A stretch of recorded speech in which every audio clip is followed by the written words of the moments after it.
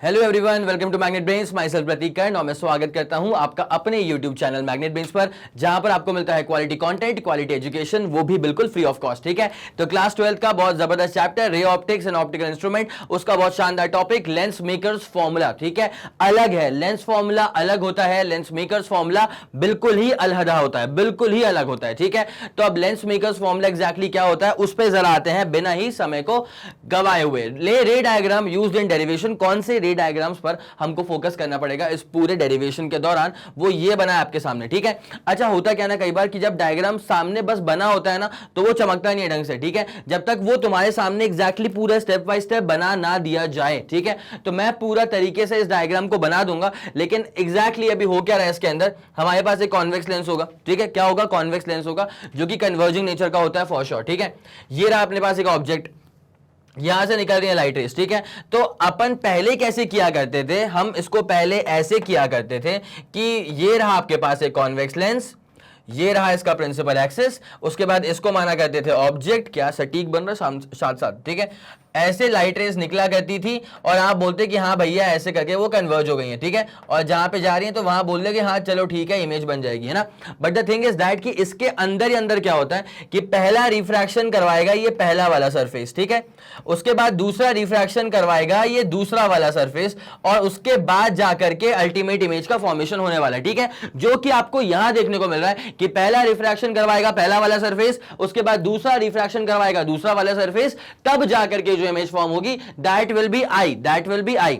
ठीक है, ये वाली कहानी होती है। अब एग्जैक्टली इस रे डायग्राम को पूरा तरीके से समझने के लिए आपको कुछ की रूल्स, कुछ की बेसिक फंडे होते हैं जो आपको समझना पड़ेगा, तब जाकर के this diagram will start making sense to you. ठीक है, अब वो की रूल्स क्या होते हैं ये लिखें आपके सामने, की points used in derivation of lens makers formula. ठीक है, इस पे आने से पहले मैं आपको एक बार जरा इसी चीज को बता देता हूं कि एग्जैक्टली लिखा क्या है इसके अंदर। देखो बेटा, होता क्या है कि जब भी आपके पास मल्टीपल ऑप्टिकल इंस्ट्रूमेंट्स होते हैं, ठीक है, तो पहला वाला ऑप्टिकल इंस्ट्रूमेंट, जैसे ऑप्टिकल इंस्ट्रूमेंट क्या होता है, लेंसेज ले लो, मिरर्स ले लो। ठीक है, they are basically nothing but optical instruments. ठीक है, अब क्या होता है, अगर मेरे पास दो ऑप्टिकल इंस्ट्रूमेंट लगे हुए हैं, मान लीजिए फॉर एग्जांपल मेरे पास पहले कॉन्वेक्स लेंस है, पीछे प्लेन में लगा हुआ है। ठीक है, तो पहले कॉन्वेक्स लेंस है, पीछे का लगा हुआ है प्लेन मिरर। तो कॉन्वेक्स लेंस ने जो इमेज फॉर्म करी, अब सुनना बहुत इंपॉर्टेंट बात है, लूप पे लाके सुन लेना। ठीक है, पहले ऑप्टिकल इंस्ट्रूमेंट ने जो इमेज फॉर्म करी है ना, वो जो इमेज है वो दूसरे वाले ऑप्टिकल इंस्ट्रूमेंट के लिए काम करेगी एज एन ऑब्जेक्ट। ठीक है, कैसे काम करेगी, एज एन ऑब्जेक्ट। उसके बाद प्लेन मिरर इसको ऑब्जेक्ट मानते हुए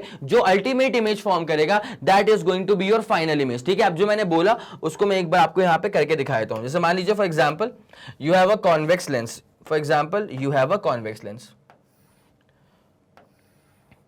और लेते हैं इसकी प्रिंसिपल एक्सिस तरीके से, जाने दो जाने दो जाने दो, चलेगा आपको इतना। ठीक है, अब क्या हुआ, ये मेरे पास कॉन्वेक्स लेंस था और इसके ठीक पीछे यहां पर एक प्लेन मिरर है। अब जैसे मान लीजिए फॉर एग्जांपल एक ऑब्जेक्ट हमने लिया जो कि ना यहां पर मौजूद है, लेट्स सपोज ऑब्जेक्ट यहां पर मौजूद है। ठीक है, तो ऑब्जेक्ट का जो काम होता है वो क्या होता है, वो तो लाइट रेस को एमिट करेगा, तो जब यहां से निकलेंगी लाइट रेस, फॉर एग्जांपल मान लीजिए ऐसे निकली। ठीक है, अब कॉन्वेक्स लेंस का नेचर क्या होता है, कन्वर्ज कर देने का, तो उसने कन्वर्ज कर दिया। मान लीजिए फॉर एग्जांपल इमेज बन गई है यहां पे। ठीक है, तो ये जो इमेज बनी है ना यहां पे, दिस इमेज आई डैश बोल देंगे इसको, ये जो इमेज बनी है ना, अब ये प्लेन मिरर के लिए काम करेगी एज एन ऑब्जेक्ट। ठीक है, तो प्लेन मिरर अब इसको मानेगा ऑब्जेक्ट और इसकी जो इमेज बनाएगा वो पीछे की तरफ, that is going to be the final image. ठीक है, प्लेन मिरर में क्या होता है मेरे भाई, वही तो होता है, अगर 10 सेंटीमीटर सामने रखा हुआ है ऑब्जेक्ट तो उसकी इमेज क्या बन जाएगी, 10 सेंटीमीटर पीछे। It's as simple as that. तो वही फंडा यहां पे फॉलो हो रहा है, पहले वाले ऑप्टिकल इंस्ट्रूमेंट ने जो इमेज फॉर्म कर दी वो दूसरी वाली ऑप्टिकल इंस्ट्रूमेंट के लिए काम करेगा एज एन ऑब्जेक्ट। ठीक है, तो आई डैश कॉन्वेक्स लेंस का तो इमेज है, लेकिन प्लेन मिरर के लिए आई डैश ही ऑब्जेक्ट है। अब प्लेन मिरर आई डैश को मानेगा एज एन ऑब्जेक्ट। ठीक है, और वो जो इमेज फॉर्म करवा देगा I, that is going to be the final image. ठीक है, of this entire optical combination. क्या आपको ये वाली बात समझ में आ गई? अगर आपको ये वाली बात समझ में आ गई है तो अच्छा नोट करें ना इसको अच्छे से। अगर आपको ये वाली बात समझ में आ गई है तो अब ये की रूल आपको पूरा तरीके से समझ में आ जाएगा। क्या लिखा हुआ है, the image formed by the first refracting surface. ठीक है, अच्छा मैंने अभी आपसे बात करी थी मल्टीपल ऑप्टिकल इंस्ट्रूमेंट्स के बारे में। ठीक है, लेकिन पता है अगर मैं सिर्फ एक लेंस की बात करूंगा ना तो वहां पर भी ये गेम मैं खेल सकता हूं। कैसे, ये मान लो मेरे पास एक कॉन्वेक्स लेंस है, ठीक है, और इसकी निकलने वाली है यहां से मान लो प्रिंसिपल एक्सिस। क्या निकलने वाली है? Principal axis. अब पता है क्या होगा, यहां पर भी ना, यहां पर भी जो ये पहला वाला सरफेस आपको दिखाई दे रहा है इसको बोलेंगे फर्स्ट रिफ्रैक्टिंग सरफेस और इसको हम बोल देंगे सेकंड रिफ्रैक्टिंग सरफेस। ठीक है, तो पहले हम इसको इस तरह से सोचेंगे कि मान लीजिए ये हमारे पास पूरा ग्लास का बना होगा ऑब्वियसली। अब मान लीजिए कि अगर ऐसा होता है कि लाइट रेज यहां से एंटर कर रही हैं, अगर लाइट रेज ना जो है वो यहां से एंटर कर रही हैं, तो पहले हम मानेंगे कि अच्छा ये वाला पहला ऑप्टिकल इंस्ट्रूमेंट है। अब अगर सिर्फ यही काम करता रहता, अब अगर सिर्फ पहला वाला ऑप्टिकल साइड ही अगर काम करता रहता, रिफ्रैक्टिंग साइड ही अगर काम करता रहता, तो वो कहां पर इमेज बनाता? अगर सिर्फ पहला वाला रिफ्रैक्टिंग सरफेस काम करता रहता तो वो जहां पर भी इमेज बनाता, वो इमेज जो होती वो दूसरे वाले रिफ्रैक्टिंग सरफेस के लिए काम करती एज एन ऑब्जेक्ट। ठीक है, उसके बाद दूसरा वाला रिफ्रैक्टिंग सरफेस उसको, उस इमेज को काम करवाता एज एन ऑब्जेक्ट, और फिर वो जो इमेज फॉर्म करवाता that would be the final image. क्या बोला मैंने? पहला रिफ्रैक्टिंग सरफेस जहां पर इमेज फॉर्म करवाएगा वो दूसरे वाले के लिए काम करेगा एज एन ऑब्जेक्ट, और फिर दूसरा वाला रिफ्रैक्टिंग सरफेस है, ऑप्टिकल इंस्ट्रूमेंट नहीं है, रिफ्रैक्टिंग सरफेस है, तो दूसरा वाला रिफ्रैक्टिंग सरफेस उसको मानेगा ऑब्जेक्ट, और फिर जो वो इमेज फॉर्म करवा देगा that is going to be the final image. ठीक है, तो पहले कहानी थी मल्टीपल ऑप्टिकल इंस्ट्रूमेंट्स के बीच में, यहां पे मल्टीपल रिफ्रैक्टिंग सरफेसेस के बीच में आ गई। ठीक है, कोई सा भी लेंस ले लो, कम से कम 2 रिफ्रैक्टिंग सरफेस तो होंगे ना, एंट्री एग्जिट वाले। आया समझ? चलें आगे बढ़े। अब यहां पे जो लिखा हुआ है जरा उसको पढ़ लेना। और एक और चीज बेटा, मैंने हमेशा बोला है, कई बार क्या होता है कि बच्चों को आता रहता है सब कुछ, ठीक है, बट वो आंसर शीट में तरीके से अपनी भावनाओं को व्यक्त करके नहीं आ पाते, जिसकी वजह से उनको मार्क्स वैसे नहीं मिल पाते जिसकी एक्सपेक्टेशन होती है। तो आपको बस ये समझना है कि आपको क्लासी टर्म्स आने चाहिए, आपको डेफिनेशन प्रॉपर आनी चाहिए, तभी जाकर के आप रिप्रेजेंट कर पाओगे सही से उसको, और तभी आपको मार्क्स मिलेंगे। अदरवाइज कैसे पता कॉपी चेक करने वाले को कि बच्चा कितना समझदार है, कितनी उसने मेहनत करी है। ठीक है, आया समझ में आपको? तो इसलिए जो कुछ यहां पे पॉइंट्स लिखे होते हैं ना, ये तो बनता है भाई कि आप इसको नोट करते हुए चलो। ठीक है, तो क्या लिखा हुआ है? The image formed by the first refracting surface. ठीक है, जो फर्स्ट रिफ्रैक्टिंग सरफेस ने इमेज फॉर्म करी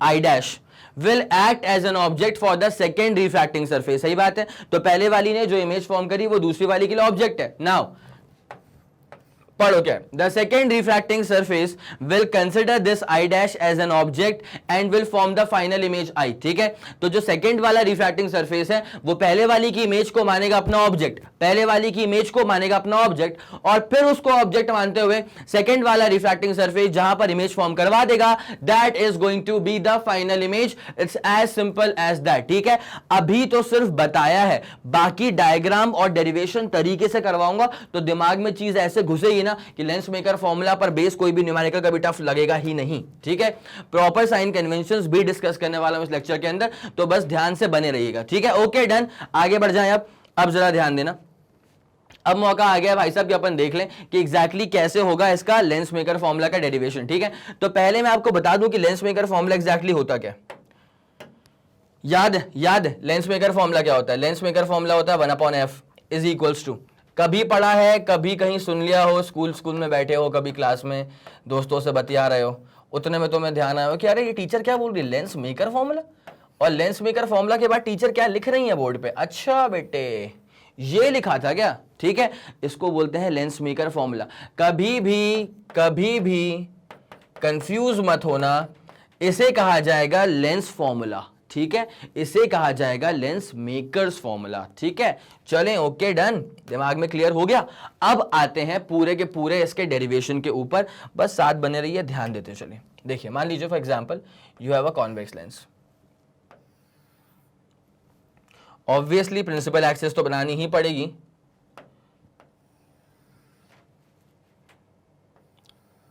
रेफरेंस के लिए। ठीक है, ये रही हमारे पास प्रिंसिपल एक्सिस। ठीक है, उसके बाद सब डिस्टेंस आप कहां से मेजर करते हो? ऑब्वियसली ऑप्टिकल सेंटर से मेजर करते हैं। ठीक है, इसमें भी कोई दो राय नहीं है। उसके बाद यहां कहीं, अच्छा ऑप्टिकल सेंटर तो अपन ने उसको बोल दिया ओ, ठीक है, अब यहां पे कहीं रख दो एक ऑब्जेक्ट। ठीक है, तो इसको अपन क्या पूरा ऑब्जेक्ट ही लिख दें? ठीक है, समझ जाओगे ना आप इस बात को, पूरा अगर मैं ऑब्जेक्ट लिख दूंगा तो भी समझ जाना, ये लिख दिया है हमने इसको ऑब्जेक्ट, पॉइंट साइज ऑब्जेक्ट लिया है, पॉइंट साइज ऑब्जेक्ट। ठीक है, अब देख क्या होने वाला है, यहां से लाइट रेज तो निकलेंगी। ठीक है, तो यहां से निकली है लाइट रेज कुछ इस तरह।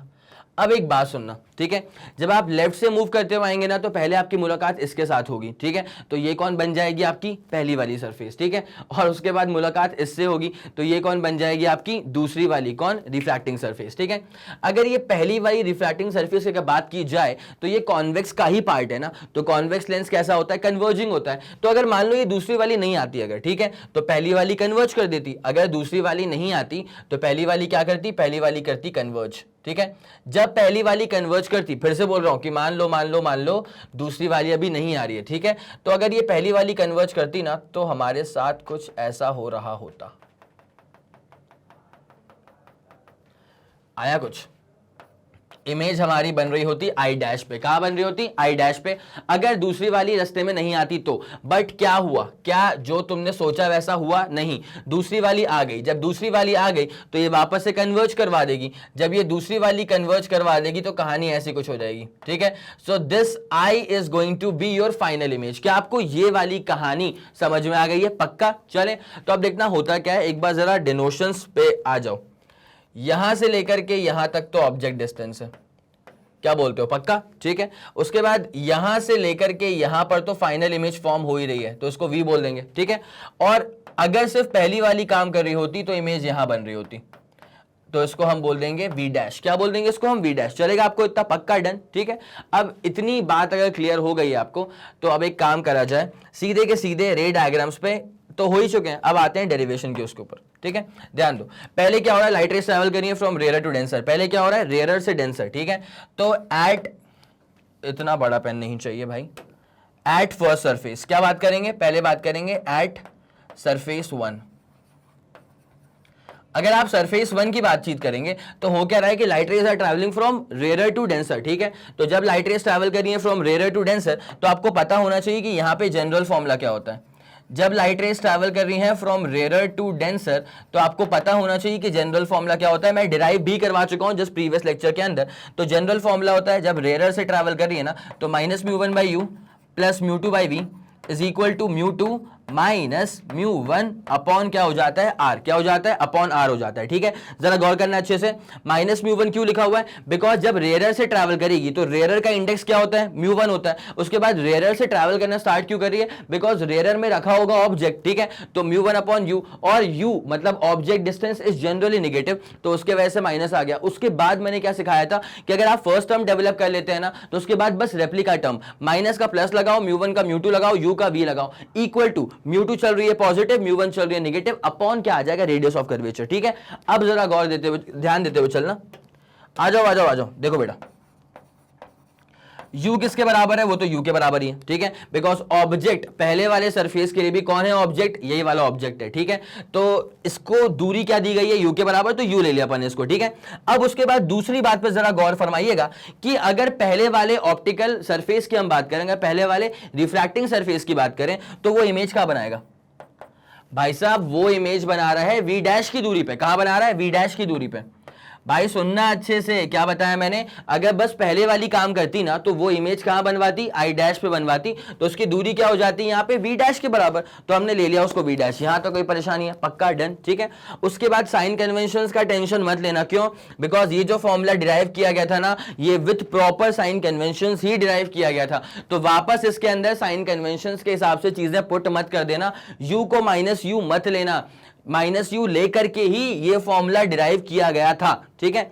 उसके बाद आर की बात करेंगे, अगर आप फर्स्ट रिफ्रैक्टिंग सरफेस की बात कर रहे हैं तो R should be equal to R1, R क्या हो जाएगा R1 के बराबर, ठीक है। इतनी कहानी समझ में आ गई, अगर आपको इतनी कहानी समझ में आ गई है तो बस आपको अब ये करना है सारी वैल्यूज को भर दो इस वाली इक्वेशन के अंदर, ठीक है। यहां पे सारी वैल्यूज को भर दीजिए, ठीक है। तो क्या हो जाएगा माइनस म्यू 1, ऑब्जेक्ट डिस्टेंस क्या है u के बराबर है, प्लस म्यू 2 अपॉन नीचे क्या आएगा इमेज का डिस्टेंस, और इमेज डिस्टेंस पहले वाली सरफेस के लिए v कितना आ चुका है, v डैश के बराबर आ चुका है, तो ये आ जाएगा v डैश इक्वल टू क्या हो जाएगा mu 2 upon minus mu 1 upon नीचे क्या आ जाएगा रेडियस ऑफ कर्वेचर।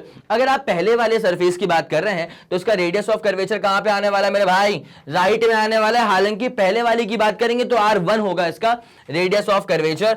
ये कहानी आ गई और ये बन गई आपकी फर्स्ट इक्वेशन। क्या बन गई आपके पास, फर्स्ट इक्वेशन। अब मैं आने वाला हूं एट रिफ्रैक्टिंग सरफेस नंबर 2 जरा गौर फरमाइएगा, जब दूसरे वाले सरफेस की मैं बात करूंगा ना, तो पता है क्या होगा, दूसरे वाले के लिए ऑब्जेक्ट कौन होगा पता है, जो पहले वाली का इमेज था, तो पहली वाली का इमेज कहां बन गया था, आई डैश पे, तो this I dash will be the object for this second वाला रिफ्रैक्टिव सरफेस, ठीक है। अब दूसरे वाले सरफेस के लिए आई डैश होगा ऑब्जेक्ट, तो उसकी दूरी क्या हो जाएगी, वी डैश के बराबर, किसके बराबर, वी डैश के बराबर। और सुनना, दूसरे वाले सरफेस के लिए इमेज कहां बनेगी, ये है ना फाइनल इमेज, ठीक है, इसकी दूरी किसके बराबर है, v के बराबर, दैट्स इट, ठीक है। साइन कन्वेंशंस का कोई लोचा ही नहीं है यहां पे। अब आते हैं इसके अगले वाले पार्ट के ऊपर, ठीक है। अगला वाला पार्ट बोले तो कौन सा, ध्यान दीजिएगा, सेकेंड रिफ्रैक्टिंग सरफेस, ठीक है, एट सरफेस नंबर 2। अगर हम रिफ्रैक्टिंग सरफेस 2 की बात करेंगे तो आपको सबसे पहले तो आना चाहिए कि what is the general formula. तो आपको पता है कि जनरल फॉर्मूला क्या होता है, जनरल फॉर्मूला फॉर सेकंड वाला रिफ्रैक्टिव सरफेस। अब सेकंड वाला जो रिफ्रैक्टिव सरफेस है, ध्यान दीजिएगा, सेकंड रिफ्रैक्टिव सरफेस पे जब लाइट रेज आ रही है ना, तो इट इज लाइक कि लाइट रेज ट्रैवल कर रही है फ्रॉम डेंसर टू रेयरर। कहां ट्रैवल कर रही है, फ्रॉम डेंसर टू रेयरर। और जब फर्स्ट वाले पे आ रही थी तो it was travelling from rarer to denser. मैं एक काम कर दूं क्या, मैं ना इसको आर, मतलब आर लिखूंगा तो फिर तुम कंफ्यूज कर लोगे उसको रेडियस से। तो ये रेयरर है, इसको डी लिख दूं, ये डेंसर है, और फिर बाहर वापस से क्या आ गया है, रेयरर आ गया है। तो इंडेक्स क्या हो जाएगा, μ1 के बराबर। ऑब्वियसली रेयरर का इंडेक्स क्या होता है, μ1 के बराबर। रेयरर का इंडेक्स क्या होता है, μ1 के बराबर। डेंसर का इंडेक्स क्या होता है, obviously μ2। It's as simple as that. पक्का, चलें आगे बढ़ते हैं। अब लिखते हैं जनरल फॉर्मूला किसके लिए, जब लाइट रेज ट्रैवल कर रही है फ्रॉम डेंसर टू रेयरर, ठीक है। बिकॉज सरफेस 2 में light rays are basically travelling from denser to, जा कहां पे रही हैं, वो जा रही हैं रेयरर में। अब आ जाइए इसके जनरल फॉर्मूला के ऊपर। ध्यान दीजिएगा, जनरल फॉर्मूला क्या होगा, जब डेंसर से स्टार्ट हुई है कहानी, माइनस μ2 बाई यू, रेप्लिका तो प्लस μ2 का μ1, u का v आ जाएगा, इज इक्वल टू क्या हो जाएगा, μ1 चल रहा है पॉजिटिव, μ1 पॉजिटिव, μ2 चल रहा है नेगेटिव, तो माइनस का μ2 हो जाएगा, अपॉन नीचे क्या आ जाएगा, रेडियस ऑफ कर्वेचर, नीचे क्या आ जाएगा, रेडियस ऑफ कर्वेचर, ठीक है। अब सारी की सारी वैल्यूज जो है ना मैं तरीके से यहाँ पे इत्मीनान से पुट कर देता हूँ, ठीक है। सुनना अच्छे से भाई, दूसरे वाले सरफेस के लिए ऑब्जेक्ट डिस्टेंस क्या होगा, दूसरे वाले सरफेस के लिए ऑब्जेक्ट डिस्टेंस वो होगा जो पहले वाली के लिए इमेज था। तो पहले वाली की इमेज कहां बन रही है, आई डैश पे, तो दूसरे वाले का ऑब्जेक्ट कौन हो जाएगा, आई डैश। बट आई डैश की दूरी कितनी है, वी डैश के बराबर। कितनी है बेटा, वी डैश के बराबर, तो यू क्या हो जाएगा, वी डैश। पक्का, ये वाली बात को दबा लो अच्छे से। उसके बाद जरा सुनना भाई, दूसरी वाली जो है ना वो इमेज कहां बना रही है, what is going to be the image distance. तो भैया दूसरी वाली ने जो इमेज बनाई है वही तो है फाइनल इमेज आई, और आई की दूरी कितनी आ रही है, वी के बराबर आ रही है, बस बस बस वी के बराबर आ रही है, तो वी लिख दो, काम खत्म होने पे। अच्छा एक और चीज लास्ट है, अगर दूसरा वाला सरफेस है तो radius of curvature should be called as r2। क्या बोलते हो यार, नहीं लगता क्या ऐसा, अगर पहली वाली का रेडियस r1 मान लिया तो दूसरी वाली का रेडियस r2 मान लो। अब जो वैल्यूज तुमको यहां पर मिल चुकी हैं, बस उन वैल्यूज को भर दो ऊपर वाली इक्वेशन में, ठीक है। तो उसके हिसाब से कहानी अब तुम्हारे पास कैसे डेवलप हो जाएगी, जरा गौर करें।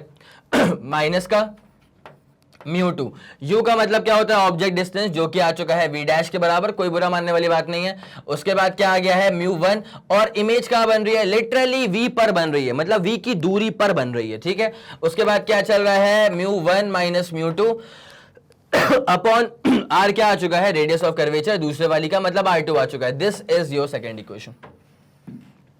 भाई साहब फर्स्ट इक्वेशन भी आ गई थी, सेकंड भी आ गई है। अब तुम्हारा काम क्या बनता है, अब काम बनता है कि तुम दोनों इक्वेशंस को ऐड कर दो, ठीक है। इक्वेट तो नहीं कर पाएंगे तो एक काम करते हैं, ऐड कर देंगे दोनों इक्वेशंस को, ठीक है।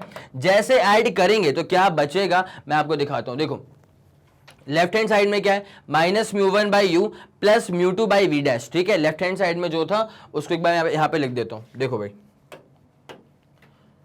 Minus μ1 by u plus μ2 by v dash, ये लेफ्ट हैंड साइड में था। अब उसमें इसको ऐड करना है, तो minus μ2 by v dash minus μ2 by v dash, add ही तो करना है, plus μ1 by v plus μ1 by v, add ही तो करना है, इज इक्वल टू, अब जरा राइट वाले को ऐड कर लो।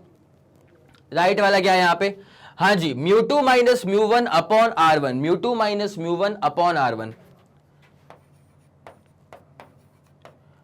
Upon R1। इसमें ऐड किसको करना है सर? इसमें ऐड करना है इसके राइट वाले पार्ट को, तो म्यू1 माइनस म्यू2, म्यू1 माइनस म्यू2, तो भैया म्यू1 माइनस म्यू2 अपॉन नीचे क्या आ रहा है? रेडियस ऑफ कर्वेचर R2 आ रहा है। ठीक है, अब जरा गौर किया जाए, जिसको कटना है उसको कटना है, तो जो हमारे बीच नहीं रहे वो कौन है? ये और ये अब हमारे बीच तो नहीं रहे। ठीक है, इनके जाने के बाद जो बचा वो क्या बचा? भाई काम करूं क्या? म्यू1 कॉमन निकाल लूं, दिख रहा है mu by v minus mu by u, तो एक काम करता हूं म्यू1 कॉमन निकाल लेता हूं।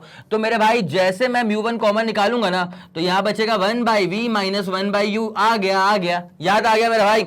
1 upon v minus 1 upon u क्या होता है? ये तो होता है 1 अपॉन एफ। और लेंस फॉर्मूला में हमने क्या पढ़ के रखा था कि 1 upon f is equals to 1 upon v minus 1 upon u, that's it. ठीक है, अब लेफ्ट वाला काम तो हो चुका है सॉर्टेड। अब एक काम करो, सुनना अच्छे से, इत्मीनान से एक स्टेप खाने वालों में, म्यू2 माइनस म्यू1 और यहां पे लिखा है म्यू1 माइनस म्यू2। ठीक है, तो जरा गौर करिएगा, म्यू2 माइनस म्यू1, उसके बाद लिखा है म्यू1 माइनस म्यू2, तो ये सेकंड वाले टर्म में से अगर मैं माइनस कॉमन निकाल लूं तो क्या बचेगा? ये बचेगा म्यू2 माइनस म्यू1। क्या बचेगा? म्यू2 माइनस म्यू1। ठीक है, अब जरा वही काम किया जाए, म्यू2 माइनस म्यू1 को कॉमन निकाल लिया जाए। ठीक है, चलो जल्दी करो भाई, जल्दी करो।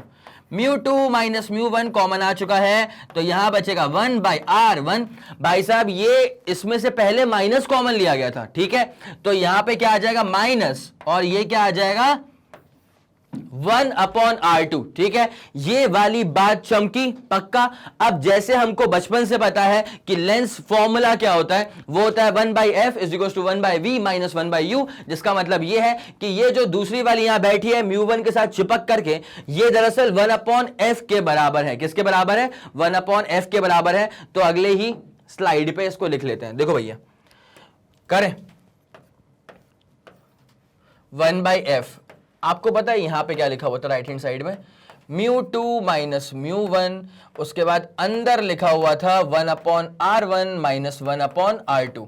एक टर्म मैंने छोड़ के रखा है, कौन सा वह टर्म? तुमने नोट तो कर लिया ना। मैंने हमेशा बोला है भाई साहब की कॉपी किताब लेके बैठा करिए हर लेक्चर के अंदर, तभी जाकर के नॉलेज ट्रांसफर बकायदा होता है। ठीक है भाई, यहां पे मैं जो टर्म छोड़ दिया था वो छोड़ा म्यू1 का। क्यों छोड़ा? देखो तो यहां पे क्या आ गया? म्यू1, उसके बाद 1 अपॉन एफ आ गया, तो म्यू1 को मैं पटकूंगा नीचे। ठीक है, जैसे मैं म्यू1 को यहां नीचे पटकूंगा ना, म्यू2 बाई म्यू1 हो जाएगा, माइनस म्यू1 बाई म्यू1 हो जाएगा। तो बस ध्यान रखना अच्छे से, म्यू1 को पटको यहां पे नीचे की तरफ, तो जिसके बाद कहानी कुछ ऐसे होने वाली है। म्यू1 आएगा नीचे, यहां पर भी म्यू1 आ जाएगा नीचे। ठीक है, जिसके बाद आपके पास जो बचेगा ना, mu by mu minus 1 upon R1 minus क्या बचेगा? 1 अपॉन R2। एक बात को बताऊं, बहुत ही प्यारी बात है, सुनना अच्छे से। ठीक है, वो जब सवाल हल्के से घुमा दिए जाते हैं ना, तब वो चीज काम आती है, नहीं तो लोग उसको याद कर लेते हैं 1 by f is equal to mu minus 1 upon R1 minus 1 upon R2। ठीक है, मैं समझ गया उनके तरीके को भी, but the thing is that कि जब कभी सवाल ऐसा आएगा ना कि एक लेंस लिया है, उसको किसी लिक्विड के अंदर डाल दिया, ठीक है, तो वहां पे क्या बच्चे बहरा जाते हैं कि अरे ये क्या हो गया भाई साहब, हमने तो पढ़ा ही नहीं था कभी ऐसा कि लेंस को भी पानी में डाल दोगे तुम। ठीक है, तो डाल देते हैं भाई। तो उस वाले केस में क्या होगा ना, वो तब आपसे सॉल्व होगा जब आपने इस वाले फॉर्मूले पे नजरें टिकाई हूं। ठीक है भाई साहब, जो म्यू2 है इसका मतलब पता है क्या होता है? Mu is basically the refractive index of lens. Mu is basically the refractive index of lens material.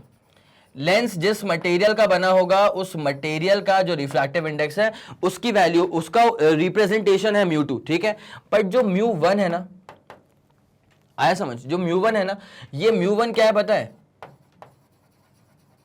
अरे हमारे डेरिवेशन में म्यू1 क्या था? एयर का इंडेक्स ना, क्या था? एयर का इंडेक्स। ठीक है, लाइट रेस कहां से आ रही होंगी? एयर से आ रही होंगी। तो mu is the refractive index of the surrounding medium. Mu is the refractive index of the surrounding medium.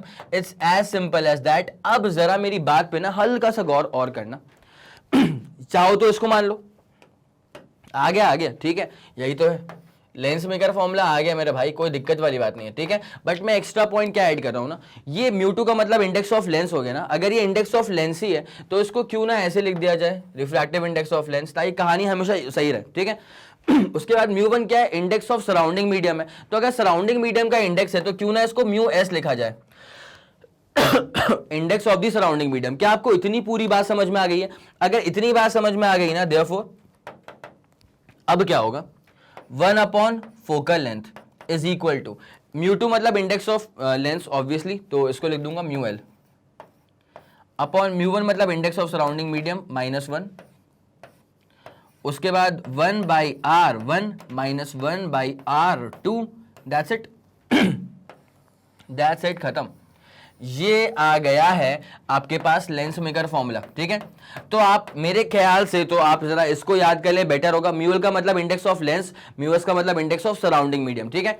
अच्छा, अब जो बच्चे याद कर लेते हैं कि 1 by f is equal to, sir हमने याद करा था कि 1 by f is equal to mu minus 1, 1 upon R1 minus 1 upon R2। तो सर आपका ना जो ये सेकंड वाला पार्ट है वो तो मैच कर रहा है, लेकिन जो हमने याद किया था उसमें यहाँ पे म्यू2 बाई म्यू1 नहीं था, वो सिर्फ हमने म्यू याद किया हुआ है, ठीक है। तो वो भी गलत नहीं है, बट वो ना सिर्फ एयर के रिस्पेक्ट में, ठीक है। कैसे बेटा, ये जो म्यू1 है वो बेसिकली मैं क्या बोलता हूं उसको, इंडेक्स ऑफ सराउंडिंग, ठीक है। अब जिस अगर एयर में रखा हुआ है, ठीक है, तो किसका इंडेक्स आएगा, यहाँ पे एयर का इंडेक्स आएगा, और एयर का रिफ्रैक्टिव इंडेक्स की वैल्यू क्या होती है, वो तो 1 के बराबर होती है। तो इस लिहाज से ये नीचे वाला पैरामीटर क्या हो गया, 1 हो गया। तो बस क्या बचा, म्यू2 माइनस 1। अब म्यू2 का मतलब क्या होगा, इंडेक्स ऑफ द लेंस। तो भाई उसको सीधे म्यू लिख दो ना, क्या दिक्कत वाली बात है, पक्का। तो यहाँ पे वो लोग उसको म्यू लिख देते हैं, तो इट बिकम्स म्यू -1, फिर 1 upon R1 minus 1 upon R2। और आप एक बात जानते हैं क्या, बहुत सारे डेरिवेशंस में ऐसा होता है कि जो म्यू2 बाई म्यू1 है ना, ठीक है, बहुत डेरिवेशन में ऐसा होता है कि जो म्यू2 बाई म्यू1 है ना, उसको सिर्फ म्यू लिख दिया जाता है, ठीक है। तो अगर म्यू भी लिख दिया कोई दिक्कत नहीं है, ठीक है। But the thing is that कि सवाल कब अटका देगा आपको, जब लिक्विड के अंदर लेंस को रख देंगे ना, तो फिर आपकी बैंड बच जाएगी, ठीक है। तो इसलिए आई वुड ऑलवेज सजेस्ट कि प्लीज गो विद दिस वाला फॉर्मूला, ठीक है। आगे आपको समझ। अब आपका काम ये बनता है कि आपको स्क्रीनशॉट लेना होगा और नोट करना होगा पूरा सीक्वेंस वाइज, ठीक है। ये रहा इसका डायग्राम स्टार्ट होते ही, ठीक है। और फंडा पूरा क्लियर रखो, पहला वाला ऑप्टिकल सरफेस या पहला वाला रिफ्रैक्टिंग सरफेस जहां पर भी इमेज बनाएगा वो दूसरे वाले के लिए काम करेगा एज एन ऑब्जेक्ट, और फिर दूसरा वाला उसको मानेगा ऑब्जेक्ट, और वो जो इमेज बनाएगा that is going to be your final image. और एक और बात का ध्यान रखना लेंस फॉर्मूला के अंदर, लेंस मेकर फॉर्मूला के अंदर, कि कभी भी साइन कन्वेंशन को दोबारा से अप्लाई मत करना। जिस फॉर्मूले को आप यूज कर रहे हैं ना, उसके अंदर साइन कन्वेंशन पहले से ही अप्लाइड है, ठीक है। तो जरा एक बार इसको ले लो, स्क्रीनशॉट ले लिया होगा, चलो आगे। ये वाला कर लो, ले लिया होगा, चलो आगे इसको देख लो, ठीक है। फिर जल्दी स्टार्ट करते हैं। चलिए जबरदस्त, ये तो कर लिया आप लोगों ने। अब जरा इसमें आगे बढ़ा जाए, इससे पहले क्लियर किया जाए, बहुत हो गई इसमें मेहनत, बहुत ज्यादा ही मेहनत इसके अंदर हो चुकी है, ठीक है। इसे पूरा क्लियर करेंगे। अब आते हैं सीधे के सीधे, भाई साहब जो यहां पे लिखा हुआ था की रूल्स वो पूरे मैंने इंप्लीमेंट कर दिए, उसके बाद आपके सामने जो बन करके आया था वो आपने देख ही लिया, ठीक है। अब जरा बढ़े इसके अगले वाले कंटेंट के ऊपर। सर आ गया है साइन कन्वेंशन, क्या आ चुका है, साइन कन्वेंशन। अब साइन कन्वेंशन की रिक्वायरमेंट पड़ क्यों गई, ठीक है, जरा गौर करना। अभी जो तुमने पढ़ा है हाल फिलहाल, भाई भूल तो नहीं गए, क्या बोलते हो, भूल तो नहीं गए। लेंस मेकर फॉर्मूला जो आपने पढ़ा है वो एग्जैक्टली था क्या, it was index of lens upon index of surrounding -1। उसके बाद बगल में क्या आ गया था, 1 बाई R1 माइनस बगल में क्या आ गया था, 1 बाई R2, ठीक है। तो आपको यहां पे R1 और R2 का साइन कन्वेंशन पता होना चाहिए, तब जाकर के हम न्यूमेरिकल्स में बहुत शानदार बिल्डअप कर सकते हैं, ठीक है। अब आता हूं साइन कन्वेंशंस पे तरीके से, चलो स्टार्ट करो, ठीक है। भाई साहब कुछ नहीं है, ये क्या है, ये कॉन्वेक्स लेंस है, ठीक है। ये थोड़ा सा अजीब सा कॉन्वेक्स लेंस है, मतलब ये सिमेट्रिक नहीं है, ठीक है। तो इसका रेडियस जो R1 वाला हिस्सा है ना वो, और जो R2 वाला हिस्सा है वो, उन दोनों की वैल्यू सेम नहीं आ सकती, ठीक है। जबकि ये बड़ा ही सिमेट्रिक सा है, आया समझ, ये बड़ा ही सिमेट्रिक सा है। तो फिर जितना कर्वेचर पहले वाले के पास उतना ही कर्वेचर दूसरे वाले के पास, तो इसका R1 इसका R2 दोनों की वैल्यू होगी बराबर, ठीक है। अच्छा इस वाले केस में क्या है, इसका कर्वेचर अलग है, इसका वाला कर्वेचर अलग है, तो R1 अलग होगा, R2 अलग होगा, इन दोनों का इसका R1 R2 बराबर होगा। इस वाले में क्या होगा, इसको बोलते हैं पहली बात तो प्लेनो कॉन्वेक्स, क्या बोलते हैं इसको, प्लेनो कॉन्वेक्स, ठीक है। अब सुनना यहां ध्यान दो, this is your plano convex, ठीक है। ऑब्वियसली यहां से पास करेगा प्रिंसिपल एक्सिस, इसके बिना मानोगे तुम। अब ये है तुम्हारा पहला वाला सरफेस, ये है दूसरा वाला सरफेस, ठीक है। भाई जो पहले वाले की बात करेंगे ना, जो पहले वाले की बात करेंगे, इन्फिनिटी, क्यों, बिकॉज वो प्लेन है, ठीक है। अच्छा ये जो दूसरे वाले की बात करेंगे वो कहां आ रहा है, पीछे आ रहा है। तो अगर दूसरा वाला पीछे आ रहा है तो R2 क्या हो जाएगा, माइनस में। R2 क्या हो जाएगा, या बस साइन कन्वेंशन तो माइनस का, बस साइन कन्वेंशन तो माइनस का। ये वाला समझ में आ गया आपको? बिकॉज देखो भाई, ये फर्स्ट वाला सरफेस है, ये कैसा है सेकंड वाला सरफेस, तो सेकंड वाले सरफेस का जो कर्वेचर है वो कहां खींच रहा है, पीछे खींच रहा है, तो पीछे आ रहा है तो R2 कैसा हो जाएगा, नेगेटिव हो जाएगा ना। बिकॉज आप जानते हैं अगर आपको पीछे भागना पड़ रहा है तो कोई भी साइन कन्वेंशन जब दिया जाता है तो डायरेक्शन ऑफ लाइट के रिस्पेक्ट में दिया जाता है, पक्का। अगर लाइट जाती है लेफ्ट टू राइट, अगर आप भी जाते हो लेफ्ट टू राइट तो पॉजिटिव, बट लाइट तो गई लेफ्ट टू राइट लेकिन आप गए राइट टू लेफ्ट, तो क्या हो जाएगा, ये डिस्टेंस नेगेटिव हो जाएगा, ठीक है। जैसे यहां पे ये जो R2 है वो कहां भागना पड़ा, पीछे, दैट्स व्हाई R2 कैसा हो गया, negative. It's as simple as that, ठीक है। ये वाला फंडा क्लियर हो गया। वही फंडा यहां पे देखो भाई, बीच वाला क्या है, बहुत ही सिमेट्रिक कॉन्केव है, जितना कर्वेचर पहली वाली के पास उतना कर्वेचर दूसरी वाली के पास, तो R1 R2 दोनों की वैल्यू बराबर होगी। लेकिन जो ये वाला है ये असिमेट्रिक है, ठीक है, इसका कर्वेचर डिफरेंट है, इसका कर्वेचर डिफरेंट है, तो R1 R2 की वैल्यूज बराबर नहीं होंगी। लेकिन जब हम बात करेंगे प्लेनो कॉन्केव के बारे में, कुछ इस तरह जब आप बात करेंगे प्लेनो कॉन्केव के बारे में, ये फर्स्ट सरफेस हो जाएगा, ये क्या हो जाएगा, सेकंड वाला सरफेस, ठीक है। जब आप फर्स्ट सरफेस पे गौर फरमाएंगे ना, तो फर्स्ट सरफेस अगेन क्या आ गया है, प्लेन आ गया। प्लेन आ गया मतलब क्या हो जाएगा, इसका रेडियस इंफिनिटी। और जो ये सेकंड वाला सरफेस है, ये सेकंड वाला सरफेस है, उसका सर्कल कहां जाएगा, राइट में। अगर इसका सर्कल राइट हैंड साइड में जाएगा तो R2 कैसा हो जाएगा, positive, because direction of light भी क्या होती है, from left hand side to right hand side. Direction of light भी क्या होती है, from left hand side to right hand side. तो लाइट भी गई वहीं पर और तुम भी गए वहीं पर, तो हो जाएगा साइन कन्वेंशन पॉजिटिव। आया समझ, पक्का, डन। चले अब जरा इसको ना तरीके से, ये तो बस मैंने बताया यहां पे, ठीक है, अब तरीके से इसको यहां पे डिस्कस करते हैं। चलो आ जाओ भाई। सबसे पहले कॉन्वेक्स पे ध्यान देना, सबसे पहले ध्यान देना कॉन्वेक्स लेंस पे, फिर कॉनकेव लेंस भी कर देंगे, ठीक है। जब कॉन्वेक्स लेंस की बात की जाएगी ना तो ऐसा कुछ होता है कहानी, ठीक है। ये हमारे पास कॉन्वेक्स लेंस है, बड़ा ही खाता पीता कॉन्वेक्स लेंस लग रहा है तो भाई, ठीक है। अब क्या होगा भाई, अपन जानते हैं, देखो ये फर्स्ट सरफेस है, ये वाला क्या है, सेकंड सरफेस है, ठीक है। तो जो फर्स्ट वाला सरफेस था, इसका जो सर्कल बनेगा वो बनेगा कुछ इस तरह राइट हैंड साइड में, और जो सेकंड वाला है उसका सर्कल बनेगा कुछ इस तरह लेफ्ट हैंड साइड में, ठीक है। यहां तक कोई परेशानी है क्या, पक्का। ऑप्टिकल सेंटर, अब देख क्या होने वाला है, पहला वाला सरफेस ये था, दूसरा वाला सरफेस ये था। पहले वाले का रेडियस किस तरफ जाएगा, राइट में जाएगा, तो अगर पहले वाले का रेडियस राइट में जाएगा तो R1 कैसा हो जाएगा, पॉजिटिव। और दूसरे वाले सर्कल का रेडियस कहां आएगा, लेफ्ट में आएगा, तो R2 कैसा हो जाएगा, नेगेटिव। भाई आया क्या समझ, पक्का, डन है, पक्का। तो ये साइन कन्वेंशंस आ गए हैं फॉर व्हाट, ये साइन कन्वेंशंस आ गए हैं फॉर कॉन्वेक्स लेंस, ठीक है। मैंने कतई नहीं बोला कि बहुत सिमेट्रिक बनाऊंगा, ठीक है। तो यहां पे एक बड़ा बन गया एक छोटा बन गया, तो मैंने कहा भी नहीं था कि मैं सिमेट्रिक बनाऊंगा, तो बनाया भी नहीं, ठीक है। चल अब जरा देखना, R1 R2 का कन्वेंशन तो आ चुका है, अब वैसे हम देखने वाले हैं कॉनकेव लेंस के लिए। चले भाई, नोट कर लिया इसको, 3 2 1 रेडी गो डन। चले अब बात करेंगे कॉनकेव के लिए, समझ में आ गया ना। तो कॉन्वेक्स का R1 पॉजिटिव R2 नेगेटिव। अब कॉनकेव की बात करते हैं। जब कॉनकेव लेंस की बात की जाएगी, साइन कन्वेंशंस पे ही तो गेम होता है बेटा। जब कॉनकेव की बात की जाएगी तो कुछ इस तरह की बातें होंगी।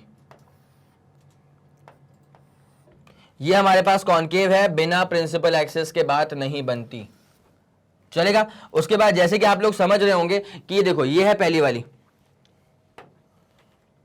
ये है पहली वाली सरफेस और ये है दूसरी वाली सरफेस, ठीक है। तो जो पहली वाली है ना भाई, पहली वाली का जो सर्कल जा रहा है, पहली वाली का सर्कल जा रहा है कुछ इस तरह, और जो दूसरी वाली का सर्कल जा रहा है वो जा रहा है कुछ इस तरह। अब जरा गौर फरमाइएगा अच्छे से, ठीक है भाई साहब। पहली वाली का रेडियस कहां जाएगा, पीछे की तरफ जाएगा। अगर पहली वाली का रेडियस पीछे की तरफ जाएगा, ऑप्टिकल सेंटर से मेजर करेंगे, तो जब पीछे की तरफ आओगे तो ये R1 कैसा हो जाएगा, नेगेटिव हो जाएगा ना, बिकॉज लाइट के डायरेक्शन के ऑपोजिट। लाइट कहां जाती है, लेफ्ट टू राइट, तुम कहां आ रहे हो, राइट टू लेफ्ट आया, तो R1 इसका नेगेटिव है, ठीक है। दूसरी वाली का सर्कल राइट में, तो दूसरी वाली का सेंटर भी राइट में, ये पहली वाली का सेंटर, ये दूसरी वाली का सेंटर, ठीक है। तो यहां से कहां भागना पड़ेगा आपको, राइट में। तो R2 कैसा हो जाएगा, साइन कन्वेंशन वाइज पॉजिटिव, ठीक है। ये आपको बकायदा बना करके दिखा दिया है। कॉन्वेक्स लेंस की बात करेंगे तो R1 कैसा हो जाएगा, उसका R1 हो जाएगा पॉजिटिव, R2 हो जाएगा नेगेटिव। कॉनकेव लेंस की अगर तुम बात करोगे तो R1 हो जाएगा नेगेटिव और R2 हो जाएगा पॉजिटिव, बिकॉज आते समय जो पहले मिलती है वो पहली वाली, जो बाद में मिलती है वो बाद वाली, दूसरी वाली। और पहले कैसे मिली है, बिकॉज तुम तो आओगे लेफ्ट टू राइट ना। क्यों आओगे left to right, because assumption था कि light is always travelling from left hand side to right hand side, ठीक है। It's as simple as that. ये वाला फंडा क्लियर हो गया, जल्दी बताओ, जल्दी नोट करो। 3 2 1 रेडी गो डन, क्लियर, चल बहुत बढ़िया बेटा। ये वाला कार्यक्रम तो आपका हो चुका है। अब साइन कन्वेंशंस में परेशानी अगर नहीं है तो ये बता दिया मैंने आप लोग को। अब उसके बाद फिर आप देख लीजिए न्यूमेरिकल, तो फिर यहां पर भी परेशानी आपको नहीं आने वाली है, ठीक है। क्या क्या चीजें गिवन है उसको लिखते हैं, फिर तो शुरुआत कर देंगे। अ convex lens has a focal length of this much centimetre in air, ठीक है। It is made of material of refractive index 1.6। अच्छा, मतलब लेंस का जो मटेरियल है उसका जो इंडेक्स है वो है 1.6। If it is immersed in a liquid of refractive index 1.3, liquid का इंडेक्स जो है मतलब सराउंडिंग जो है, सराउंडिंग उसका इंडेक्स क्या है 1.3, then what will be the its new focal length? Okay भाई, आ गया वही वाला सवाल, लेंस को डाल दिया पानी के अंदर, है ना। अब देखो, a converging lens has a focal length of 20 centimetre. चलो भाई, है तो कन्वर्जिंग लेंस ही ना, है तो कन्वर्जिंग लेंस ही ना। तो यहां पर जो फोकल लेंथ होगा वो कितना है, यहाँ पे 20 सेंटीमीटर है, ठीक है। और यहां पर जिस लिक्विड के अंदर इमर्स करा गया है उसका इंडेक्स कितना है, 1.3 है, ठीक है। तो जरा गौर करना कौन सा फॉर्मूला मैं यूज करने की सलाह दूंगा आपको। 1/f index of lens upon index of surrounding -1। उसके बाद क्या आ जाएगा, 1/r1 माइनस क्या आ जाएगा, 1/r2। बस काम खत्म। ये वाला फॉर्मूला है, this you need to use, ठीक है। तो जल्दी एक बार ट्राई करो, उसके बाद फिर इसको सॉल्व करते हैं। चलिए ठीक है, समझ में आ गया आप लोग को। अब जरा इसको तरीके से पूरा सॉल्व किया जाए। जो जो गिवन है वो जरा लिख लो यार। फोकल लेंथ जो एयर में है वो है 20 सेंटीमीटर के बराबर। फोकल लेंथ जो एयर में है वो है 20 सेंटीमीटर के बराबर, ठीक है। उसके बाद क्या है, is made of a material of refractive index 1.6, मतलब लेंस का जो रिफ्रैक्टिव इंडेक्स है वो है 1.6। उसके बाद if it is immersed in a liquid of refractive index 1.3, मतलब अगर सराउंडिंग मीडियम चेंज कर दिया है तो म्यू एस, एस का मतलब क्या होता है, इंडेक्स ऑफ सराउंडिंग। कंफ्यूज मत होना, इस म्यू एल का मतलब इंडेक्स ऑफ क्या है, इंडेक्स ऑफ लिक्विड नहीं है, इंडेक्स ऑफ लेंस है, ठीक है। अगर सराउंडिंग की बात करूंगा ना मैं तो म्यू एस का टर्म यूज करता हूं, म्यू एस का, ठीक है। तो म्यू एस का मतलब होगा सराउंडिंग। अब जिस सराउंडिंग में डाल के रखा हुआ है उसका इंडेक्स कितना है, 1.3 है बस, ठीक है। चलो चलो चलो 1.3। अब क्या पूछा हुआ है, what will be it's new focal length, मतलब इस लिक्विड के अंदर क्या फोकल लेंथ होगी, लिक्विड में डालने के बाद लेंस की फोकल लेंथ क्या होगी भाई, पूछा हुआ है, ठीक है। चलिए भाई शुरुआत करते हैं केस 1 से। केस 1 में क्या है, केस 1 में है कि lens is inside air, lens is in air, lens जो है वो हवा में है, ठीक है। तो उस वाले केस में क्या होने वाला है, आप सब लोग को फॉर्मूला पता है, देखो focal length in air is equal to mu -1 था, मैंने सिखा के रखा हुआ था, index of lens upon index of surrounding -1। उसके बाद क्या आ जाएगा, 1/r1 माइनस में क्या आ जाएगा, 1/r2। बोलो यहां तो कोई परेशानी है क्या, पक्का डन, ठीक है। अब एयर में कितना इंडेक्स है, सवाल के अकॉर्डिंग 20 सेंटीमीटर है। उसके बाद म्यू एल का मतलब होता है इंडेक्स ऑफ लेंस, ठीक है। तो इंडेक्स ऑफ लेंस कितना है, 1.6। अगर एयर में रखा हुआ है तो एयर में मतलब सराउंडिंग क्या हो गया, एयर हो गया, तो क्या होगा, उसका इंडेक्स 1 होगा, -1। उसके बाद क्या आ जाएगा, 1/r1 माइनस क्या आ जाएगा, 1/r2। It's as simple as that, ठीक है। अब जरा गौर करना, ये आ गया 1/20। उसके बाद 1/6, 1.6 -1 करूंगा तो ये बचेगा 0.6। उसके बाद क्या बचेगा, ये बचेगा 1/r1 माइनस क्या बचेगा, 1/r2। यहां तक कोई परेशानी है क्या, पक्का डन। अब जरा गौर करना, 1/20 को बिल्कुल मत छेड़ो, 1/20 को बिल्कुल मत छेड़ो। यहां पे क्या लिखा हुआ है, 0.6। अब 0.6 क्या होता है, 6/10 कर दो उसको, क्या कर दो, 6/10। पॉइंट्स में कौन खेलेगा यार, 6/10 करो उसको। तो 1/r1 माइनस क्या बचेगा, 1/r2। अभी हमें कोई जानकारी नहीं है 1/r1 और 1/r2 के बारे में, ठीक है। अब एक काम करो, 10 से निपटाओ उसको, निपट जाएगा ना, 10 से निपटाओ उसको, 2 से जाएगा। अब 2 को 6 से मल्टीप्लाई करो, 12 हो जाएगा, कितना हो जाएगा, 12। तो 6 2 जा कितना हो गया 12 हो गया, तो 1/12 इज इक्वल्स टू क्या आ गया 1/r1 माइनस क्या आ गया 1/r2। अच्छा बेटे अभी तो ये आ गई है हमारे पास फर्स्ट इक्वेशन। क्या आ गई है फर्स्ट इक्वेशन, ठीक है। जब लेंस को रखा हुआ था एयर के अंदर, अब जरा हम केस 2 पे आते हैं। कहां पे आते हैं केस 2 पे। केस 2 में क्या हुआ है, लेंस को डाल दिया है लिक्विड के अंदर। लिक्विड का कुछ नाम वाम देके रखा है क्या, ठीक है देख लेंगे बार। यहां पे क्या इंडेक्स है लिक्विड का, बस बस बस कोई नाम देके नहीं रखा हुआ है, ठीक है। तो बस कहानी ऐसी हो रही है अभी कि हाँ ठीक है एक लेंस तो था ही हमारे पास, लेंस तो हमारे पास था ही। अब उसको डाल दिया है किसी मीडियम के अंदर, उसको डाल दिया है किसी भी मीडियम के अंदर। तो इस मीडियम के अंदर जब डाला है ना, तो इस मीडियम का जो इंडेक्स है वो तो 1.3 है। अब बेटा इस बात का ध्यान रखना, जब कभी आप किसी लेंस को लिक्विड को मतलब किसी लेंस को अगर आप किसी और मीडियम के अंदर डाल देते हैं तो उस लेंस का जो फोकल लेंथ है वो चेंज हो जाएगा, ठीक है। अब लेंस है ना मीडियम पे डिपेंड तो करेगा, रिफ्रैक्टिव इंटरफेस, ठीक है, और फॉर्मूला भी तो बताता ही है। अब जो क्या होने वाला है, यहाँ पे जो लिक्विड है, कौन सा कलर लें, यहाँ पे जो लिक्विड मतलब जो सराउंडिंग है उसका इंडेक्स है 1.3, ठीक है। और जो लेंस है, ठीक है, जो लेंस आप यूज कर रहे हैं ना म्यू एल, इस लेंस का जो रिफ्रैक्टिव इंडेक्स होगा ये है 1.6, ठीक है। अब इतनी बात समझ में आ गई। अब जब आप इसके साथ खेल खेलेंगे तो याद रखना कि 1/r1 माइनस 1/r2 हम निकाल चुके हैं, वो कितना आ गया था 1/12 के बराबर। अब जरा गौर करो, आपको निकालना क्या, फोकल लेंथ क्या होगा इस लेंस का लिक्विड के अंदर। नाउ फोकल लेंथ क्या होगा इस लेंस का लिक्विड के अंदर, तो लेंस मेकर फॉर्मूला क्या बोलता है कि 1/फोकल लेंथ लिक्विड में निकालना है ना इज इक्वल्स टू, ठीक है, म्यू -1 तो ऑब्वियसली होता है। तो उसमें क्या होता है इंडेक्स ऑफ लेंस होता है अपॉन इंडेक्स ऑफ सराउंडिंग। बेटा यहाँ पे मैं अलग चीज कर रहा हूँ, यहाँ पे मैं लिक्विड में निकाल रहा हूँ, LIQ लिख देता हूँ उसको, ठीक है, अदरवाइज कंफ्यूजन होगा।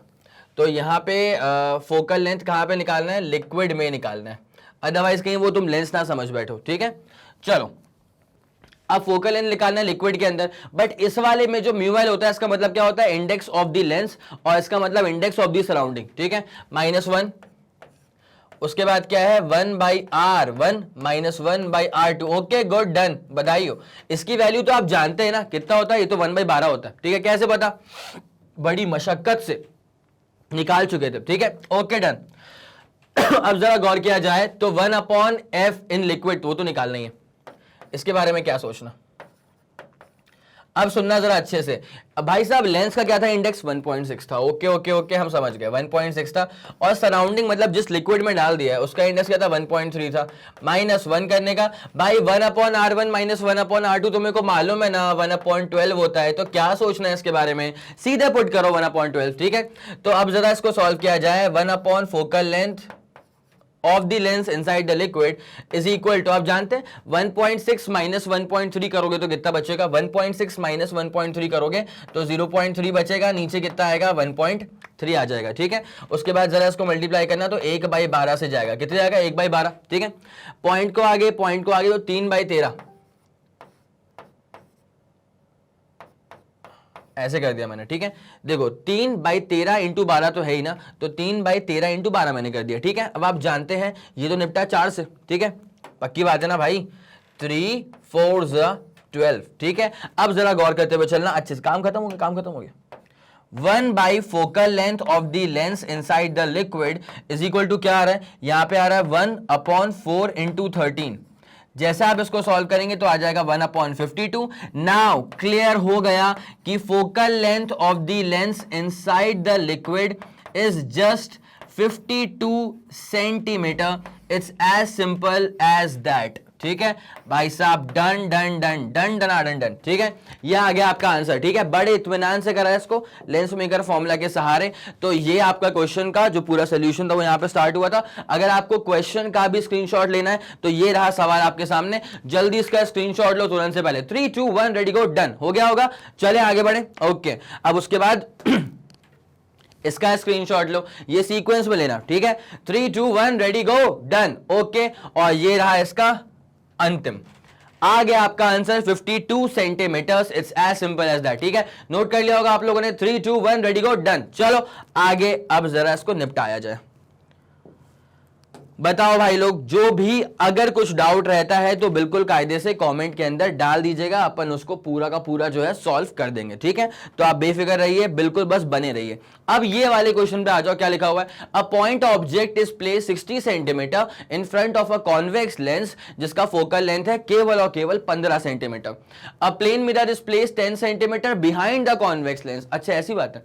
Now where is the image formed by the system, इस पूरे सिस्टम ने इमेज कहां पर बनाई होगी ये आपको निकालना है। बड़ी सिंपल सी बात है, तो एक बार जरा ट्राई करना। इसका फंडा बस वही होता है कि पहले वाले ऑप्टिकल इंस्ट्रूमेंट ने जहां पर इमेज बना दी वो दूसरे वाले ऑप्टिकल इंस्ट्रूमेंट के लिए काम करेगा एज एन ऑब्जेक्ट, और दूसरा वाला ऑप्टिकल इंस्ट्रूमेंट उसको ऑब्जेक्ट मानते हुए जहां पर इमेज फॉर्म करेगा that is going to be the final image. ठीक है, जल्दी ट्राई करो फिर मैं सॉल्व करता हूं। चलें ठीक है, फिर इसको आप लोगों ने देख लिया होगा, अब इसको मैं सॉल्व करता हूं। A point object is place 60 centimetre in front of a convex lens जिसका फोकल लेंथ है केवल और केवल 15 centimetre. A plane mirror is place 10 centimetre behind the convex lens. ठीक है, अब प्लेन मिरर प्लेस कर दिया है कॉन्वेक्स लेंस के पीछे, दूरियां कितनी है इसकी, केवल 10 centimetre. Now where is the image formed by the entire system of combination of lenses. ठीक है, चले भैया जल्दी शुरुआत करते हैं, इसको आराम से लेते हैं, एकदम तरीके वाली स्क्रीन। आ जाओ आ जाओ आ जाओ, स्टार्ट करें। देखो बेटा क्या हो रहा है इसके साथ, कॉन्वेक्स लेंस लो पहले तो, ठीक है, ये लिया हम लोगों ने कॉन्वेक्स लेंस। ठीक है, अब बनेगी इसकी प्रिंसिपल एक्सिस, बनाओ बनाओ बनाओ,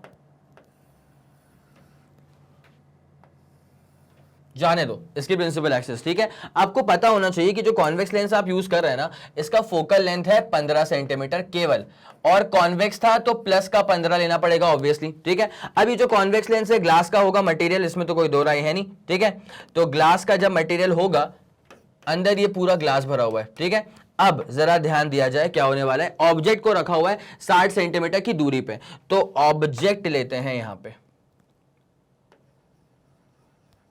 ये रखा है हमारे पास ऑब्जेक्ट। ठीक है, अब इसकी जो दूरी है ना वो कितनी आ रही है, केवल और केवल 60 सेंटीमीटर। तो अब इसके अकॉर्डिंग क्या होगा, तो पहले हम जरा गेम खेलते हैं फॉर कॉन्वेक्स लेंस। ठीक है, तो कॉन्वेक्स लेंस का जो फोकल लेंथ है वो गिवन कितना है, प्लस का 15 सेंटीमीटर। उसके बाद इसके रिस्पेक्ट में जो ऑब्जेक्ट की दूरी है, इसके सेंटर से जो दूरी है ऑब्जेक्ट की वो कितनी है, केवल 60 सेंटीमीटर। इसके रिस्पेक्ट में जो दूरी है वो कितनी है, केवल केवल 60 सेंटीमीटर ऑब्जेक्ट की। ठीक है, तो यू कितना हो जाएगा, माइनस का 60 सेंटीमीटर। अब चेक करना है कि इमेज कहां पर फॉर्म होने वाली है। तो आप जानते हैं कि 1/f इज इक्वल टू क्या होता है, 1/v माइनस का 1/u। अब f की वैल्यू पता है क्या, f कितना आ रहा है, 15 आ रहा है। Okay done.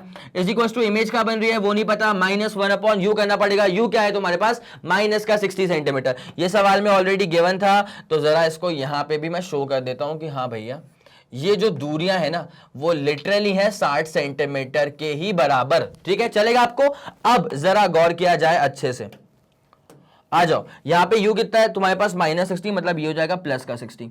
आपको निकालना है कि 1/v की वैल्यू क्या होगी, तो जरा आ जाओ, 1/v is equal to 1/15 minus 1/60। ठीक है, तो 1/15 माइनस का हो जाएगा 1/60। तो यहां पे क्या हो जाएगा, 1/v is equal to 60 minus 15 करेंगे तो 45, 60 माइनस 15 करेंगे तो 45, और नीचे कितना आ जाएगा, 15 इंटू 60। मल्टीप्लाई ही मत करते रह जाना इसको। ठीक है, 3 से काट दो ऊपर, 15 3 समझ गए ना। तो v कितना आ जाएगा, अब v आ जाएगा प्लस का 20 सेंटीमीटर।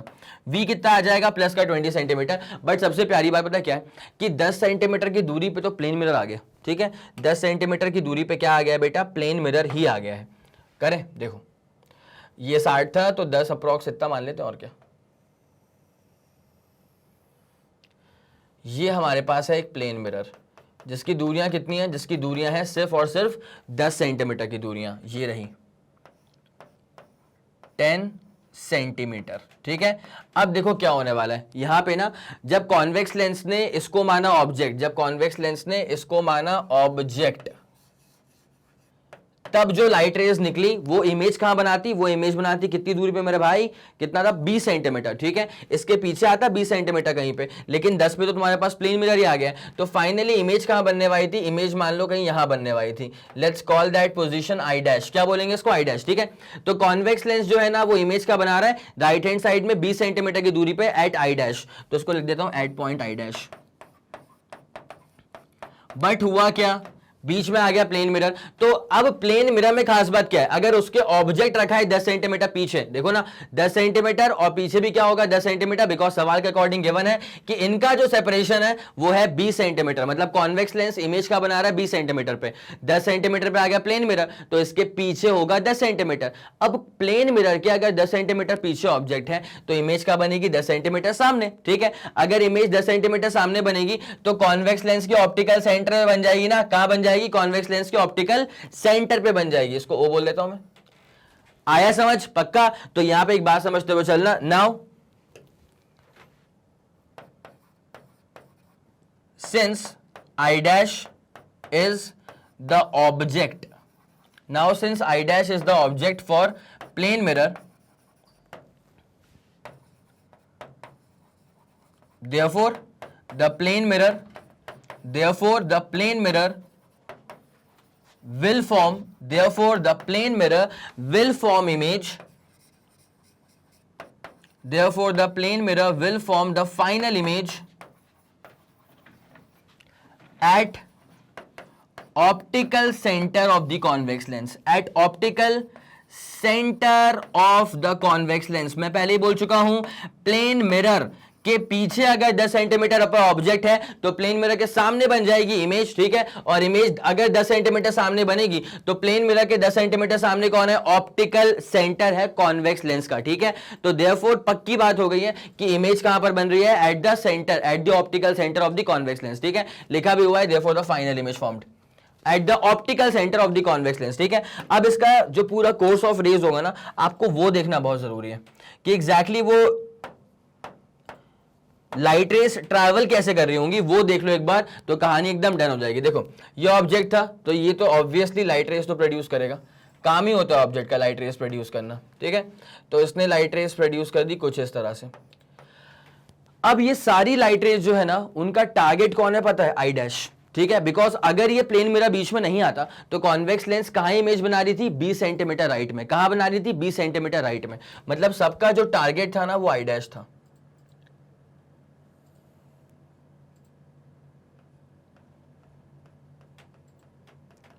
सबका टारगेट कौन था, आई डैश था। यहां से भी कर देते हैं इसको एक बार अच्छे से, सबका टारगेट कौन था, आई डैश वाला पॉइंट था। बट हुआ क्या है, हुआ ये है कि बीच में आ गया है प्लेन मिरर, जो कि लॉ ऑफ रिफ्लेक्शन बहुत तगड़ा फॉलो होगा। तो प्लेन मिरर पे अगर लाइट रे ऐसे आके स्ट्राइक कर रही है तो वो लाइट रेस को ऐसे कर देगा कन्वर्ज, यहाँ पे लाइट रे ऐसे स्ट्राइक करी तो लाइट रेस को ऐसे कर देगा वो रिफ्लेक्ट यहाँ पे। भाई साहब फाइनली लाइट रे जा करके वहां तो बन नहीं पाई, तो फाइनली लाइट रे जा करके कहां पे टकरा रही है, ऑप्टिकल सेंटर पे, ठीक है। इसलिए हम कहते हैं कि the final image is formed at the optical centre of the convex lens, ठीक है। तो भाई साहब ये रहा आपका पूरा क्वेश्चन, डिटेल्ड सॉल्यूशन मैंने कर दिया इसका, ठीक है। जल्दी इसको नोट कर लो, 3 2 1 रेडी गो, डन हो गया। चलो और ये रहा इसका डिटेल्ड सॉल्यूशन, ठीक है। इसका पूरा नोट कर लेना और जो यहां पे ज्ञान दे दिया है आपको इसको भी तरीके से लिख लीजिएगा, because that supports your statement, ठीक है, that supports your entire figure. Okay 3 2 1 ready go, done हो गया। चले भैया, तो ये भी आपको पूरा क्लियर करवा दिया। तो लेंस मेकर फॉर्मूला मेरे ख्याल से आपको पूरा अच्छे से समझ में आ गया होगा। अब आपका काम बस ये बचता है कि आप तरीके से नोट्स रिवाइज कर लीजिएगा। पहली बात तो नोट्स बनाते हुए चलना, ठीक है। लेक्चर में हमेशा हमेशा कॉपी किताब लेके बैठा करो, तरीके से नोट्स बनाते हुए चलो, बस अच्छे से रिवाइज करो और फिर आपसे मुलाकात होती है अगले वाले लेक्चर के अंदर। Okay, thank you so much.